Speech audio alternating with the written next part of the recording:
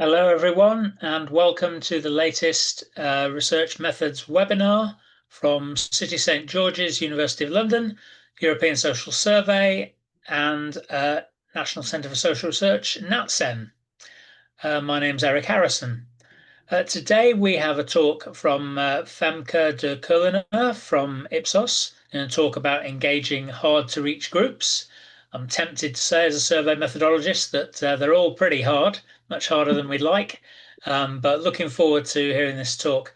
Before Femke starts, just like to remind you that the normal run of things is that she'll talk for about 45 minutes, after which there'll be time for questions. If you'd like to leave questions for Femke at any point during the presentation, please use the Q&A function, which is at the bottom of your Zoom screen. That's the Q&A function, not the chat, please. Okay, looking forward to seeing those come in, and I'll be fielding those after the talk. So without further ado, Femke, you have the floor. Thank you very much, Eric, and welcome all. And I'm very happy to be presenting here about strategies for recruiting and engaging hard-to-reach groups in KnowledgePanel Europe, and already to temper some of your expectations. So a lot of the talking I'll be doing is actually about testing various strategies for recruiting and engaging hard-to-reach groups. So as Eric said, my name is Femke De Keulenaer. I'm a Senior Research Director at Ipsos European Public Affairs. And so as a methodologist, I support the KnowledgePanel Europe team.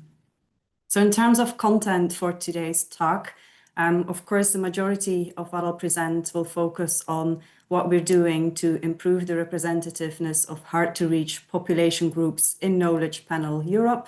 But before I do that, I'll tell a little bit about the origin of KnowledgePanel and then also our general recruitment strategy. And I'll finish with some conclusions. And then I'm looking forward to get your questions and feedback on what we are doing.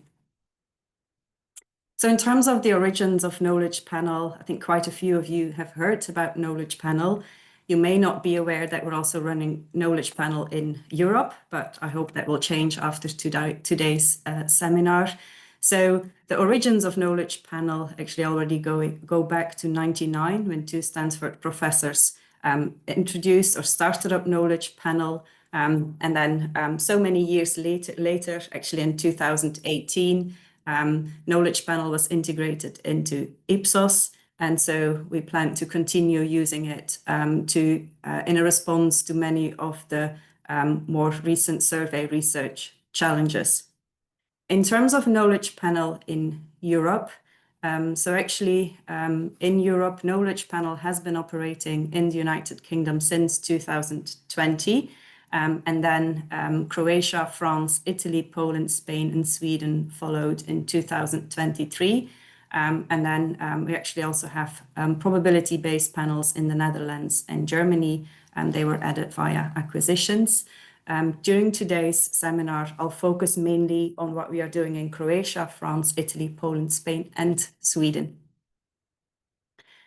So when it comes to then these probability panels in that specific list of countries, so what's our typical recruitment and refreshment strategy?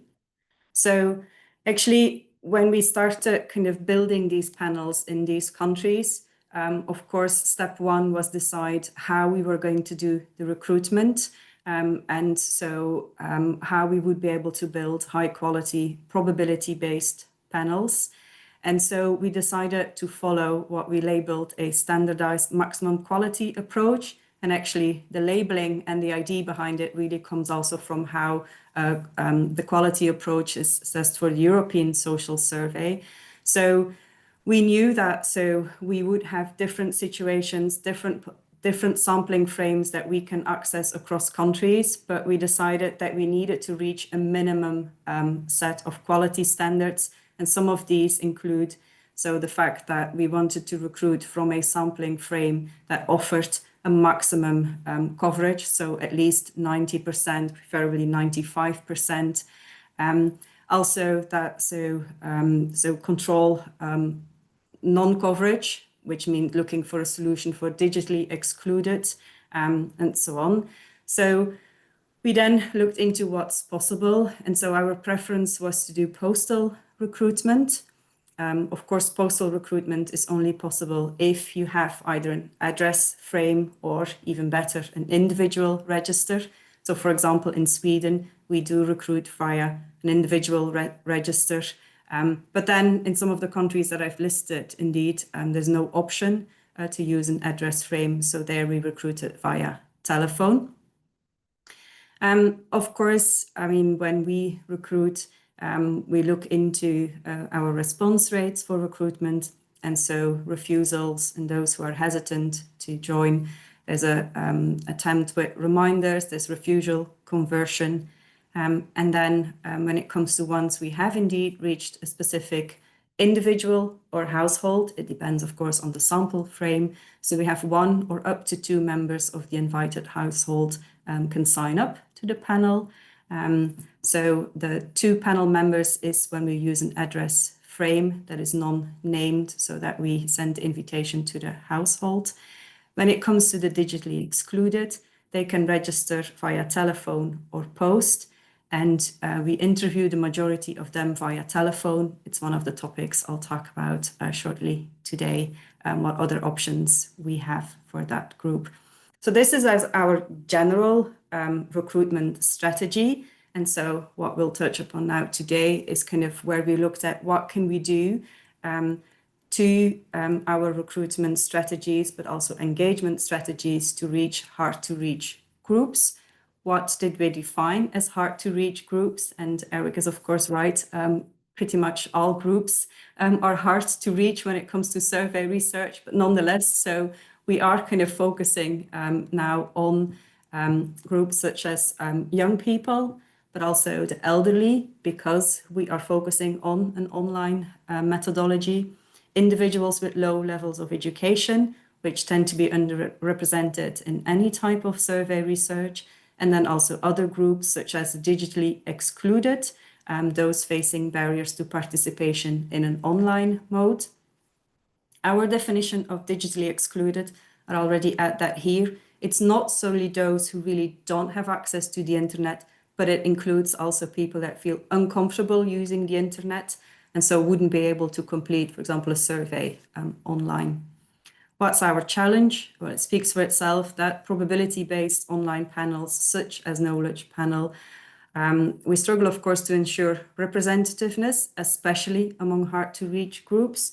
So the goal is to identify effective recruitment strategies and also recruitment material to improve recruitment rates, and identify also effective engagement strategies to enhance survey participation. Because to make things worse, it's not just difficult to recruit underrepresented groups, but we typically also see it's also harder to keep them engaged. So they also tend to drop out quicker than the other groups. And so what we'll touch upon today is we'll have a look at some tailored recruitment methods. So in Poland, we looked into the differences between telephone recruited panelists versus postal and face-to-face recruitment. In Spain, we worked to change our recruitment material to see if these changes would attract different target groups. And then I'll conclude with a few notes about the tablet experiment that we conducted in Croatia. And then I'll go back to a survey that is already a bit older, but still relevant in the context of this seminar. And that's basically looking at motivational factors of survey participation. And we did that in multiple countries. So starting with the first case, so for Poland, so where we look at pilot results where we recruited via an address-based frame, actually the national register, so it's an individual register, and also face-to-face recruitment. The majority of the recruitment in the beginning when we were building the panel was via random digit dialing with nationally representative samples based on calling both mobile and landline numbers. But then a while into the recruitment, we got access to the national register, PESEL. So we also looked into whether we can improve our recruitment strategy by using a sample from PESEL. And so one of the samples we're looking at is one where we had a stratified sample looking at region and settlement size. And in addition to that, we had a smaller scale sample focusing on the 55 plus population. So with PESEL, we can also get details on the age of the individuals. So we asked them to select a sample of 55 plus year olds, and that sample is focused on rural areas and towns and cities with up to 100,000 inhabitants. Now, when it comes to the results, so I'll be presenting quite some figures. And if you kind of look at the smallest figures on my slides, you'll see that some of the sample sizes are very small. And so, we're experimenting quite a bit on KnowledgePanel. None of these are very large scale experiments, but we are looking into how we can improve recruitment. We still believe it's worth to look at these smaller scale experiments. In that sense, you'll see that the findings that we find, so the observations that we make are so consistent that they do help us kind of take decisions moving forward. So if we start with this case in Poland, so the recruitment strategy that we compared here, so is respondents that we managed, so panel members that we recruited via telephone. The first column, the ones that we recruited via the register. The middle column is just the general population sample. And then the last column is the 55 plus year olds that were recruited face-to-face. And what you see, the typical RDD recruitment in the first column, so you clearly see that low educated people are heavily underrepresented. But at the same time, you also see that the telephone recruitment does quite well for the elderly in Poland, so the 55 plus. I say quite well because the share that we have is 28%, but we know that in the population, that group actually represents 39%. We move to the column with the label ABS, so that's the general population survey where we had postal recruitment, so they received the package at home, reminders, and all the information on how to sign up for the panel. You see that, I'll first talk about age, that 56% of those that signed up were actually between 16 and 24. So it definitely helped us to do something about the underrepresentation of young people when we're focusing compared to the telephone recruitment. 56 of them were actually 16 to 24.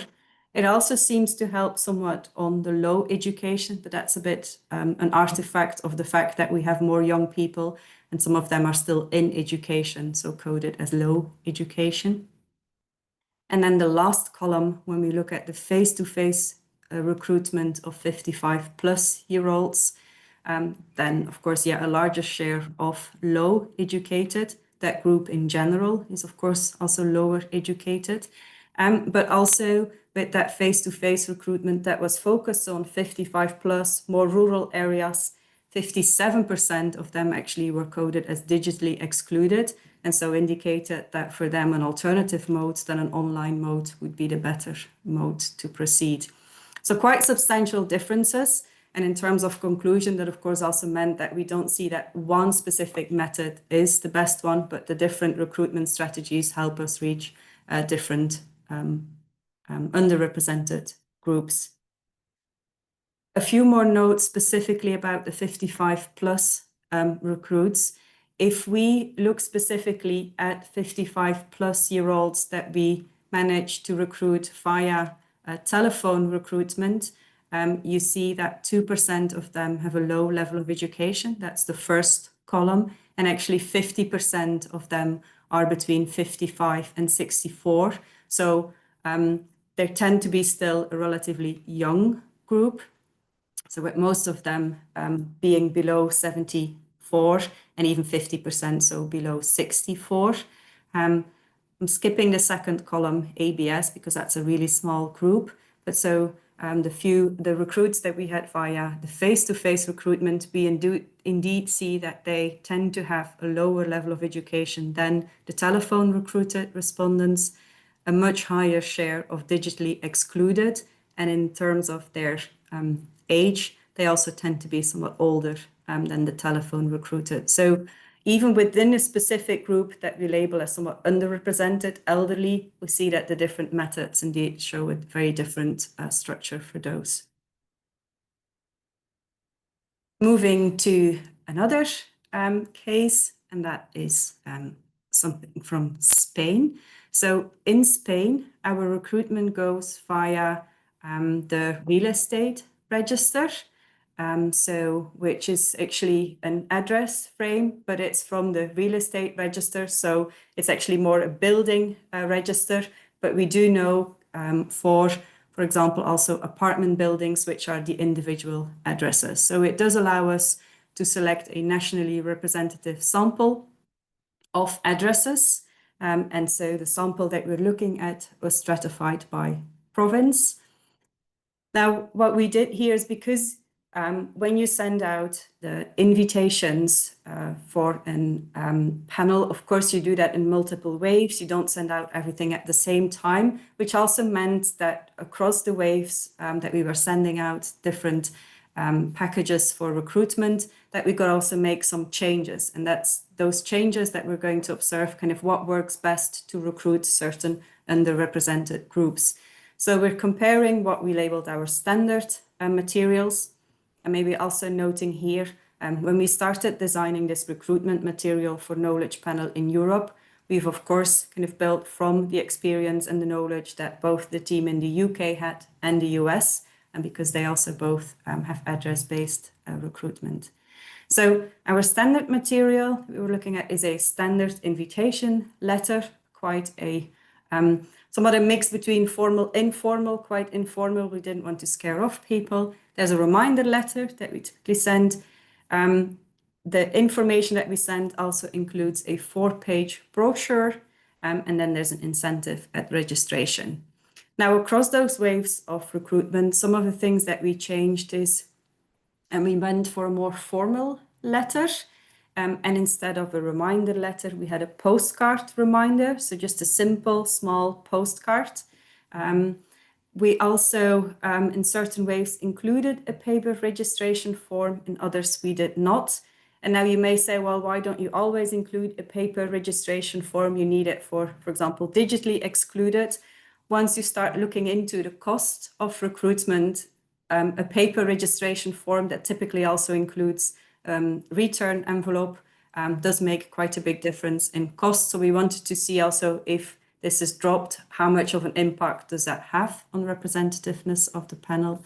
We had an adapted brochure, which was just 2 pages, and even also tested what happens if we send no brochure. Does that make a difference? Because a brochure tends to be quite heavy. So also in terms of postal costs. And then we also at one point had a lower registration incentive. Now, what does that mean for the profiles that we managed to recruit, and what's the impact on recruitment of the typically underrepresented groups? So we focus again on level of education, digital exclusion, and age groups. Now, in general, so these percentages and these differences tend to be small, but we do see certain direction of the effects that is also confirmed, and I'll present to you the next case. So, for example, when we used a formal letter and a postcard reminder, that worked slightly less well for the low education, 7% versus 9%. The formal letter and the postcard reminder, actually, when we sent that out, we didn't get any digitally excluded, while we had 5% with the standard material. The paper registration form, of course, did confirm that it does help for the digitally excluded. When we didn't have the paper registration form, it meant that so digitally excluded could still sign up, but they had to call a free telephone number. So it was more effort at their side. And then indeed, we didn't recruit digitally excluded. When it comes to the brochure, actually the standard brochure overall seemed to work best. So it was a 4-page brochure. We see that it works best for the digitally excluded, but also actually for low education. No brochure showed the biggest impact on low education. So we did see then a drop in low education if we didn't provide that brochure. And I have a picture later on of the brochure so that you can see what that means. Incentive, small difference on low educated, small difference on digitally excluded. But the biggest difference there where we saw was actually on the young people. I can already tell you quite a few other moments I'll say today that incentives are important for recruiting young people. So that was on the various tests of the recruitment material in Spain. What we also did in Spain was actually look into, we organized 2 focus groups, just 2 focus groups, but still kind of the information we collected was quite valuable, we thought. So the 2 groups that we organized were all with individuals with a lower level of education. One group were 20 to 30-year-olds, and the other group were 50 to 65-year-olds. Both groups were organized in Barcelona. Fieldwork took place in July 2025. And so what we really wanted to see here is get some more insights, maybe also adding this. These were newly recruited people. So this was not focus group among already recruited panel members. So we invited new people to join these focus groups and provide feedback on the recruitment material. So we wanted to understand how our recruitment material is perceived by lower educated individuals and use their feedback as a basis to redesign some of the material to be more effective in recruiting hard to reach groups. During the focus group, the participants received the exact same material as potential panelists would receive at home, also in the envelope that we send our material. So they received the standard invitation letter. They saw the postcard reminder, our 4-page brochure, and the paper registration form.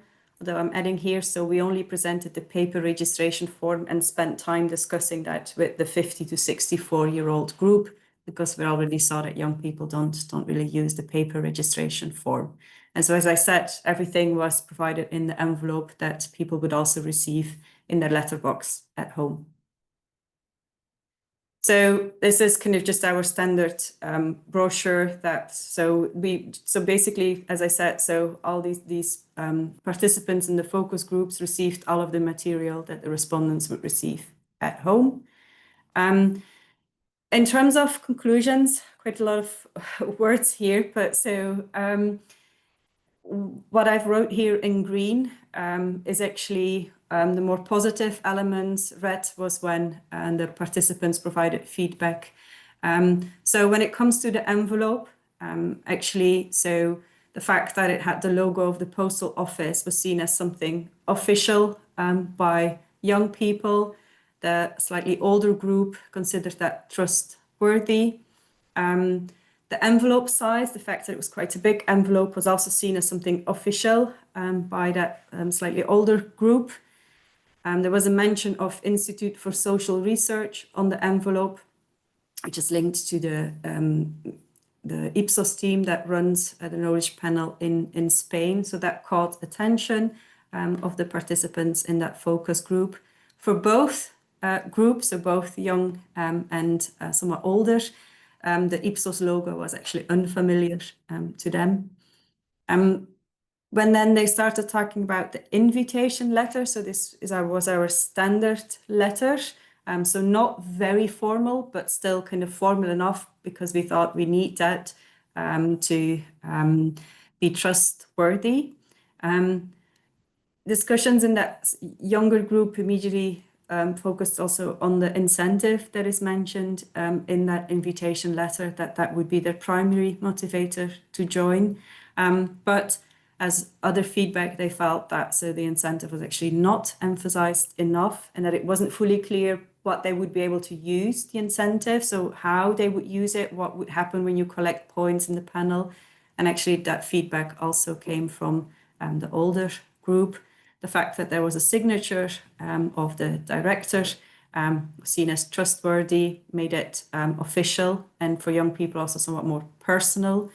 The fact that the envelope was not specifically addressed to them. They did say, okay, it feels a bit as advertising junk mail. And of course, yeah, that's valuable. But yeah, in Spain, there's not so much we can do because, of course, there is no register with named individuals compared to, for example, Poland or Sweden. But yeah, important to remember when you send out. Among the group, the 50 to 64-year-olds, they also felt kind of the verb register, so register for the panel was used. And they were wondering if there then would be a cost to register, because they thought, okay, if you register typically, that means you also need to pay something. So among that same group, they also felt we didn't have enough reassurance on data privacy, and then the political tone was generally disliked. Among the young people, it was the formal language and academic language that they didn't like, although the young people did say they felt reassured that we said it was a random selection and that no special knowledge was required. The brochure actually was more liked than the invitation letter in general because it kind of makes it more accessible. Also, both group liked that, so the brochure gave them concrete details about the survey frequency, about the kind of topics. And then, yeah, there's some differences between the two groups. So in the brochure, because we thought it's also good if we already give a little bit of an idea of what kind of data these kind of panels produce. So we had an example of a study that we ran on loneliness. And so among the 50 to 64-year-olds, they really liked the example. They said it was motivating and empathetic. Among the young people, they thought that example was way too negative. They also felt the brochure was a bit too lengthy and wordy. So there are differences across these two groups. So in general, the feedback that was collected during those focus groups helped us in the redesign of the material. Also the postcard reminder. Interesting feedback was that they felt it was outdated, so both groups didn't like that much the postcard reminder and the paper registration form, although it was seen as clear instructions. It was the least preferred method to sign up, considered it's a slower method to sign up. Now, so interesting findings, and it helped us redesign some of the material, but it also made it very clear that given that in Spain, we're using the cadastre, we're sending out address-based. We don't know anything about where our envelope is going. Is it to a younger household, an older household? So we also know that we can't really design for both, given that there's some conflicting views. Which also meant that, either one approach is, you go for a kind of more uniform that you believe would be kind of in the middle between the two, or indeed you start working in certain waves of recruitment. If you see, because now, of course, for our panels, we're in the phase of refreshing the panels. So for certain kind of refreshment waves, if you want to focus more on younger, some of the material is adjusted to target more of the younger people. So in summary, kind of when it comes to these two focus groups, so what we really learned was that the under 30s, so they were willing to engage, but it had to have a clear, tangible reward that is communicated efficiently and clearly. And for our recruitment material, we decided that we needed to take care that we are direct, start with the value proposition, and use language that is current and relatable, and then be clear about the digital first path to registration. But the slightly older group, we saw that they're definitely also willing to participate, but they need to feel that their opinion is generally valued. And so we need to take care that they see that we're trustworthy and professional. So again, here, clear and transparent communication, avoiding political jargon, and definitely be non-patronizing. quick look at the before and after. I mean, we're very well aware that also the after, there's still lots of things we can do, and we're constantly working across our various teams, so learning also from the other teams, cross-learning also from other teams not working on the panel but more involved in design. So the new brochure did a bit more of a flow. There was some slightly different information. The pictures that you see here, of course, are linked to Barcelona, but so that's something that we vary across the regions. And so the back of the brochure, so the before and after, and what you clearly see. So in the after, we focused more on kind of, okay, what can you do with the vouchers that you collect, or then also on the side. I mean, I know that you can't read, this is all very small, but it's kind of just showing that. So which are the elements that we changed? We changed quite a bit. We're focusing more on valuing opinion, the fact that it's also that you don't need to be an expert. That was put in a kind of nice square, more assurance of data protection. And yeah, so those the kind of changes that we made. And then, as I said earlier, so I would also talk very shortly about Croatia. So both the Knowledge Panel in the US and in the UK have provided the digitally excluded population with tablets to complete the surveys. When we started Knowledge Panel in Europe, we started with telephone interviews for the digitally excluded, being fully aware that we would have that mode bias.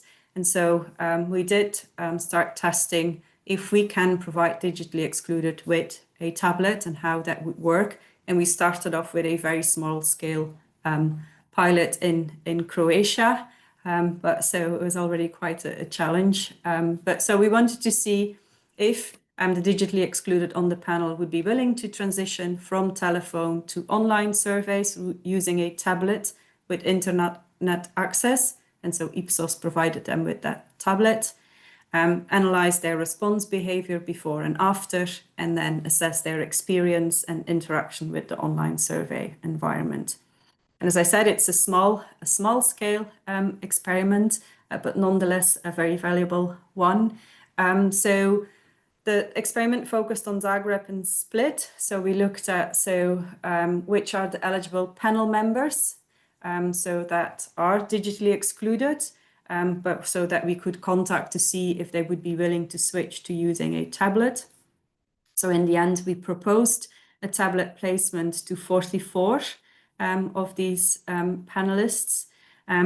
But out of those, actually only 18 could be convinced to actually test the tablet. So that's already kind of step one, where the first challenge appeared. So when proposing to switch to a tablet, out of the 44, just 18 said, okay, yes, I'm willing to do this. What happened when they were willing to do this? So they received the tablet at home. And so they received the initial support to start using the tablet. And then so we started sending them invitations to complete surveys. And so we monitored that from June to August, and then we collected further feedback. So yeah, as I said, so already started there with a bit of a challenge in that sense that so out of the 44 people that we proposed a tablet placement, 18 said, okay, let's go for it. And now, again, so all small numbers, although there are percentages there. What was actually important on the slide is so, although before this group was using the tablet, they were pretty good respondents on the panel in that sense. For all of the surveys that we invited them, about 2 and 3 tended to participate across all of the groups. After we had the tablet placed, so actually some of them disappeared, so they stopped completing surveys, although they initially indicated, yes, I'll give it a try. So our response rate went to 1 in 5. And then it was mostly among lower educated and the elderly that we lost at that point. But probably more interesting here is to see, so indeed, so what we found is so during the implementation, so although about 1 and 2 of these participants, that say, okay, all is clear, let's go, this will work, I think I know how to do it. We did see a drop in response rates, and 5 participants out of the 18 throughout the short periods that we were observing their behavior already indicated that they wanted to unsubscribe due to technical challenges. And then when we collected the final feedback in the summer, most of them continued to say, well, that they were experiencing technical issues to complete surveys, and most of them expressed a preference that they would like to go back to telephone surveys. So what's next? Well, although we were aware that, of course, there would be very challenging to have this technological adoption among the older demographics, we thought it would go slightly easier than what we had seen in this small group. So if we want to continue, we definitely need the continuous support, simple technical guides, and addressing digital inclusion barriers. Given that, so even this small group, we already saw them disappear. So unsubscribing, stopping completing surveys. When you place the tablet, switching completely to only contacts via that tablet definitely didn't work. So even if you manage to switch to a tablet, you'll probably still need an extra mode for continuing your contact and your engagement on the panel. Then I'll move to what I call survey motivation. So as I said in the beginning, so one part is recruiting hard-to-reach groups. The other part is then once you've recruited them, keeping them engaged on the panel, and what can we do to improve that engagement. So this is an older survey that we conducted already back in 2023. So it was a survey among panel members in Croatia, France, Italy, Poland, and Sweden, asking them about their motivation for completing surveys. So we designed a questionnaire inspired by a questionnaire that was also run on the KnowledgePanel in the US. Questions about prior survey participation, what topics are appealing to respondents, reasons for participating, what type of information do they find helpful to know before participating. And in designing the questionnaire, we took care we could always distinguish between what are more intrinsic motivations to participate versus extrinsic, such as incentives, and then specifically survey design features, say length of the questionnaire, those complexity of the questions, those kind of elements. In terms of underrepresented groups here, we again looked at digitally excluded, the lowest educated, over 65s and under 30s. Those are the last columns. And the first column each time in the table is kind of what is the easier to reach group. In that sense, it's 30 to 64-year-olds with medium to high education. So when it comes to, so one of the questions in the survey was, so please think about the factors that typically influence your participation in surveys. How important are the following? So in terms of intrinsic factors, they're important across all groups. But what we did see is, so for example, is entertaining to take was something that was particularly important for the under 30s. 40% of them said this is extremely or very important, compared to 23% of our comparison group. We also looked at survey design elements, such as is quick to complete.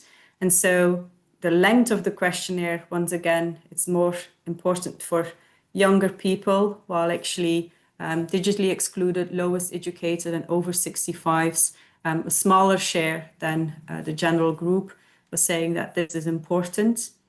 Arrives in my email box when I'm able to complete it. I found that was interesting. That's important for 62% of under 30s. So the fact that indeed, so if you send out your invitation at the wrong moment, when they're not looking at their inbox, the chance that they participate is a lot lower. And then points for participation, so an extrinsic factor, again, more important for under 30s than for the other underrepresented groups. and actually for them even less important than for the 30 to 64-year-olds with a medium to high education. What types of information would our panel members like to receive before they agree to take a survey? So there I'll focus on the middle part, survey design, how long the survey will take to complete, more important for under 30s than for digitally excluded, lowest educated, over 65s, actually twice as important. A description of the types of questions that will be asked, that actually is much more important for digitally excluded, lowest educated and over 65s. I mean, it's not as important as some of the other elements, but there is a clear difference. So for example, for the digitally excluded, 34% said that is very important. Extrinsic factors, same as before. So how much money or the number of points you get for completing the survey is very important for the under 30s. Well, less important, they even care a lot less about that, the other underrepresented groups.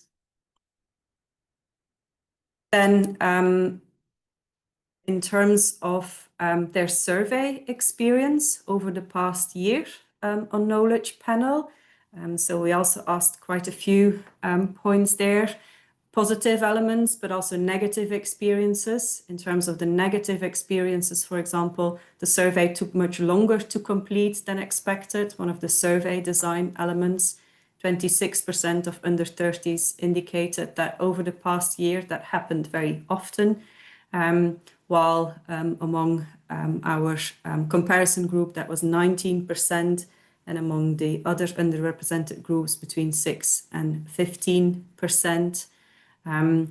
What we also saw is that not receiving enough points for the efforts involved was again something that came up with the younger people. Some of them also felt they were wasting their time answering questions.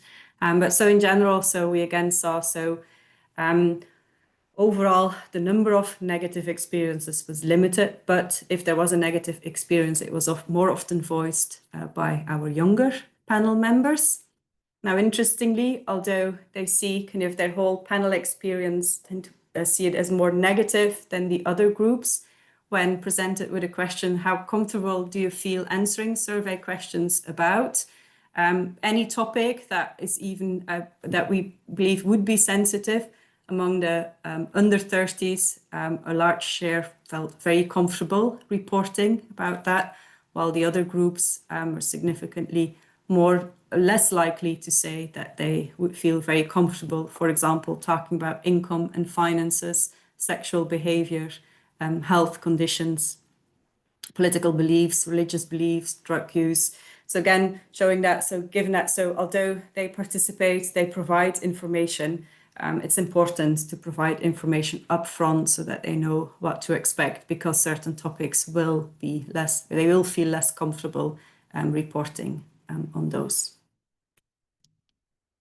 This more or less concludes what I wanted to show. Maybe just trying to summarize a little bit. What I've talked about. So when it comes to recruitment strategy, what we saw for lower educated and digitally excluded, it's mostly about, with the face-to-face and RDD methods, because we have an interviewer present, that helps to address concerns, overcoming digital and educational barriers. For the older age groups, what we saw with the RDD and the face-to-face, indeed, probably that personal connection does help, and also helps overcoming some of the skepticism they have, facilitating a trust-building process. While with the young age groups, the address-based recruitment actually helped to bypass some of the challenges we have to reach them, because using a diverse and often digital communication. When it comes to recruitment material, so for lower educated and digitally excluded, we concluded, well, it's important that we present in a straightforward, less formal manner, but clear and easy to follow instructions. For the older age group, it's also important that all of the information presented is presented in a transparent, legitimate and trustworthy way. the youngest age group, as I said already a few times, higher incentives definitely motivate this group. For the engagement strategy, we saw that the majority of the participants do find value in surveys that allow them to express opinions. And of course, I'm fully aware with this conclusion that we talked to panel members that were already on the panel. Extrinsic factors, as I said, financial incentives for the under 30s, privacy concerns. It's important that we do continue to assure them that their personal data is protected. And when it comes to survey design for the under 30s, it's important that surveys can be quickly completed, timely delivered, and that they're relevant and engaging. For the older participants, those with a low education level and the digitally excluded, it's important that we provide relevant information upfront. And where possible, it's good to tailor your survey experience. If that's not possible, then interesting to, and with tailoring survey experience, of course, I'm not necessarily talking about within an individual survey, but given that, so when we draw our samples, we can take care, or when we make our plan for the surveys that we're going to run, take care that there's regularly also topics that kind of are more engaging for young people, for example. If that's not possible, then there's of course also the panel experience that can be tailored. Think about, so if you send out a newsletter, you know all of the characteristics of your panelists, so you don't need to send out the same newsletter to your younger panelists than to your older panelists.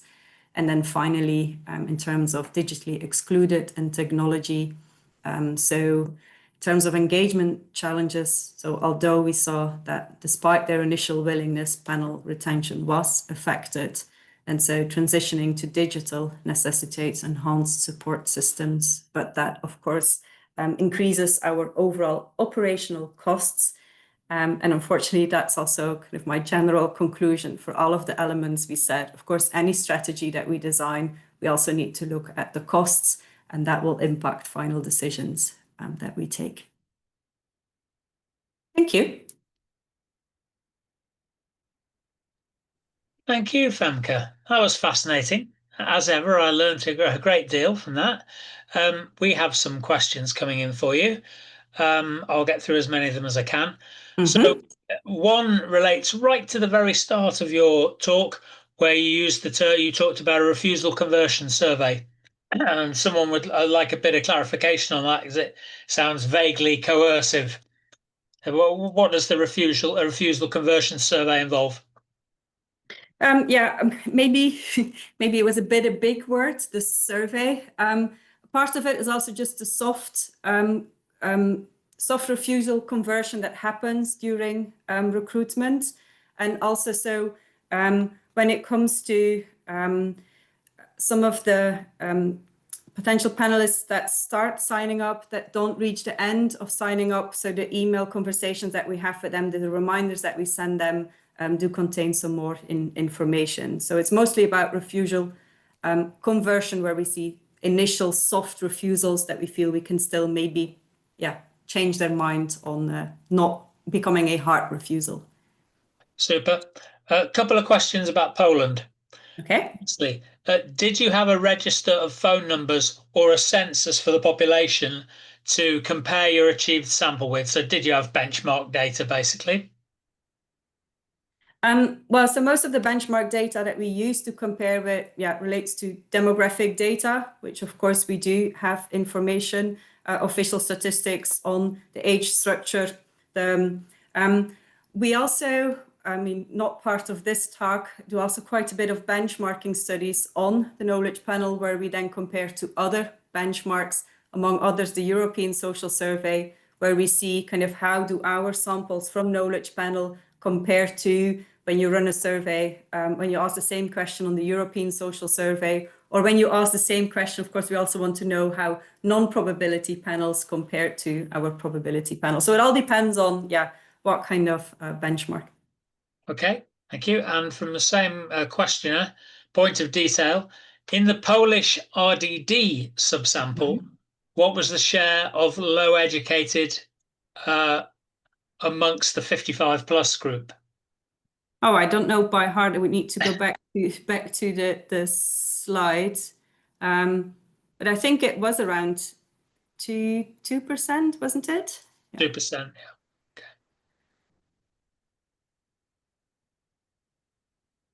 Yeah.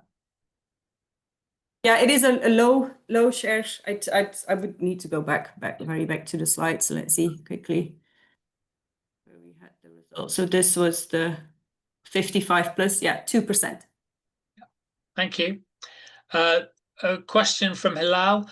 Do you have any data on migrant populations? So we do, I mean, of course, from our panelists, collect information on their background, their country of birth, their nationality. And actually, something I didn't present here, we had us in Sweden. I didn't talk much about Sweden, but so in Sweden, we also recruit via the population register. And actually, at one point, we also recruited via Kivra, the digital mailbox.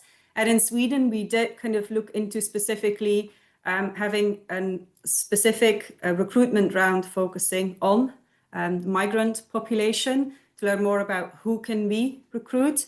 And so we see that we do have the migrant population on the panel. They're also an underrepresented group. Some join. But then if we look more into the characteristics of them, we do tend to see that it's more migrant population that is already closer to the general population, let's say. So in terms of characteristics, in terms of being how much they're also already integrated in the community, because of course, we also need to see into, then offering all of the panel material in other languages and so on. So it's quite a challenging exercise. And I see, so I also want to say that, so my colleagues, Joko de Prater and Christina Tudos, of course, also contributed to this specific presentation. And I think she sent a message with the share. We have 10% of immigrants in Sweden from the original panel recruitment via the register. Lovely, thank you for that. Another very specific question about the nuts and bolts from Kobe. What was the envelope size? We were talking big envelopes earlier. Was it an A4? I actually don't know exactly what the size was. No, it's bigger than a smaller size, and it fitted all of the material. Okay, yeah, right. Katerina, there's a couple of questions about tablets in Croatia. Katerina asks, for those willing to go on to accept the tablet, would you send them a tablet like for a certain period of time, say like one wave, or do they get to keep it until they're included in the panel? They're all in the panel, aren't they? Most. Yeah. So the idea is indeed, well, this time, so the experiment that we did was already among panel members that had participated in a few surveys, which of course also impacts the results that we saw.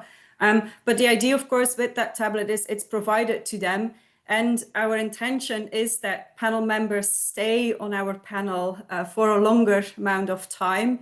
And in that sense, the tablet stays with them. They are typically tablets that can only be used for completing these surveys, just because we want to avoid that indeed they stop working. So there needs to be very basic tools that you can use to complete a basic survey.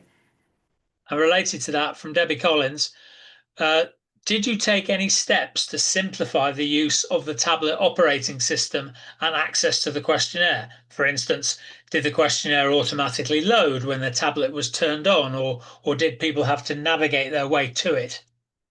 Yeah, indeed. So it is a very easy to use tablet. They didn't have to install anything themselves or like go to an app store to install. It was pre-installed to easily use, kind of just to kind of, if there's a new survey, you see the fact that there is a new survey, start completing it. So we really felt kind of like technologically it should have been doable, but it still caused quite some challenges. Thank you. Interesting question from Roland. Raises the point that certain groups of people with disabilities also constitute large social groups that are difficult to reach. How can we ensure that people with severe or multiple disabilities are included in the sample, and what methodological and data science obstacles do we have in our way in respect to this?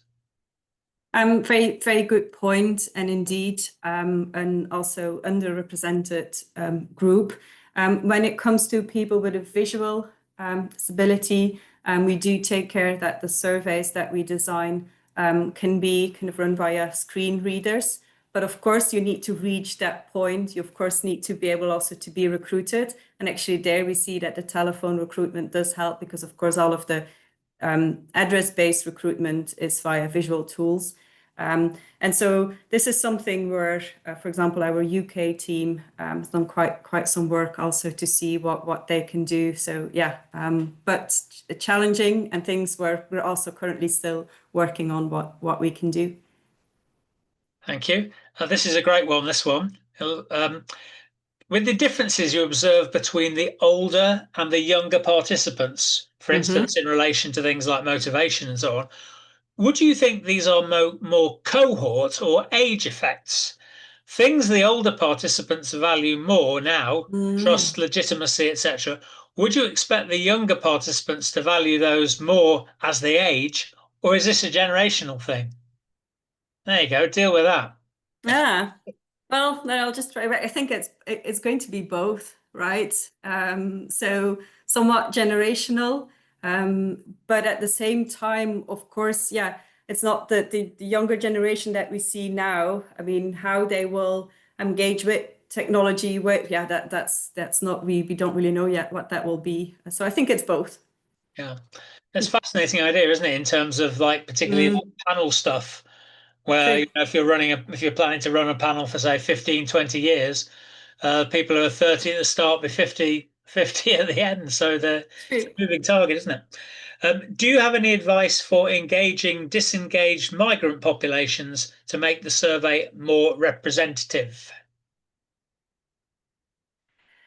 Not specifically for disengaged migrant populations, but a topic we didn't discuss today is indeed what we can do once we start seeing that panel members are at risk of becoming disengaged and then actually disappearing from the panel.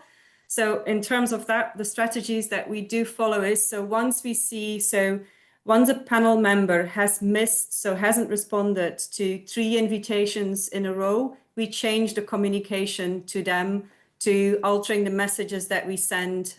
So more focusing on how can we re-engage them and hope to see them back on a panel. But it's also one of our ongoing projects where we see what works best to still bring panel members back after we start seeing that they start responding less in terms of both so messaging, but potentially also incentives.